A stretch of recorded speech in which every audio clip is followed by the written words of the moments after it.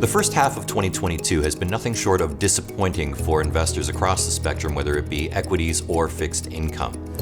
When I reflect back on the first half of 2022, I think a lot of the market activity has been driven by what I call the three peaks of pessimism.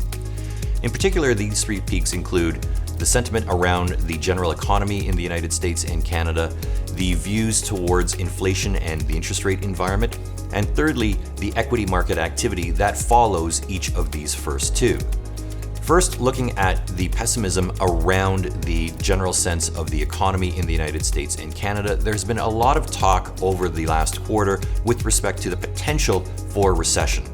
A lot of this stems around the central banks raising interest rates to fight inflation, but the data wouldn't yet support the risk of recession in the next 12 months. In fact, when we look at the unemployment levels in Canada or the United States, they remain at very, very low levels. When we look at manufacturing continues to expand, not only in the US, but other areas around the world. And if we look at the housing market, which is very important to the US economy, this still remains fairly strong, albeit we are seeing a moderation of economic growth over 2021, but there isn't enough evidence to suggest that we are headed towards a recession over the course of the next 12 months.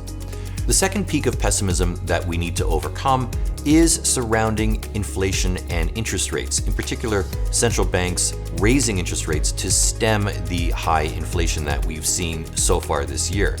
Canadian inflation came in at 7.7% on a year-over-year basis for the month of May, and in the United States, we saw inflation come in at 8.6%. These are levels that we haven't seen since the early 1980s, and as a result, central banks continue to raise rates fairly aggressively. Expectations are for both the Federal Reserve in the US and the Bank of Canada to continue to raise rates over the course of the year, getting close, if not slightly above, 3% for each of their respective benchmark rates. And that has created this sentiment of negativity around the fixed income markets.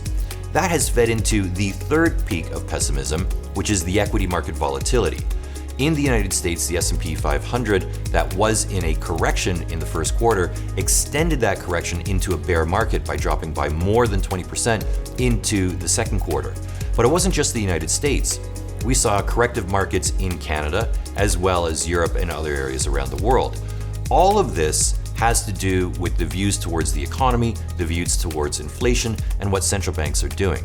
In my view, what we've seen so far this year has been more sentiment-driven as opposed to fundamentally driven based on the economic fundamentals in the United States, and therefore sets us up for what I think could be a better environment over the coming 12 months. Whether that be in the United States, Canada, or internationally, equity markets are much cheaper than where we were at the beginning of the year, and fundamentally still look attractive from an investment point of view. Investors would be well served to take the recession talk with a grain of salt until the data suggests otherwise. For the time being, the volatility might continue, but I believe that the worst of the volatility is likely behind us.